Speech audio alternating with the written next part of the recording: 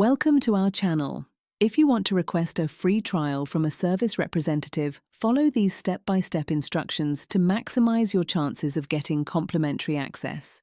Step 1. Visit the official website of the service you are interested in trying and look for contact information, such as phone numbers, live chat, or email support. Step 2.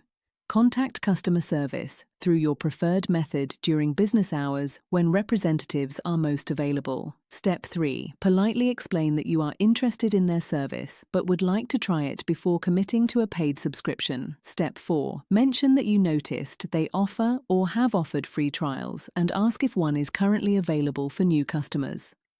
Step 5. If they say a trial is not available, ask if they have any promotional offers or limited-time deals that would allow you to test the service. Step 6. Be friendly and genuine in your request, explaining how you plan to use the service and why it interests you. Step 7. Some representatives have authority to provide trial periods or discounts if you ask directly and politely. Step 8.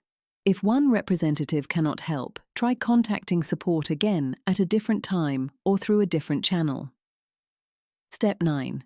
Be prepared to provide basic information such as your email address and understand that a payment method may be required even for a free trial. Step 10.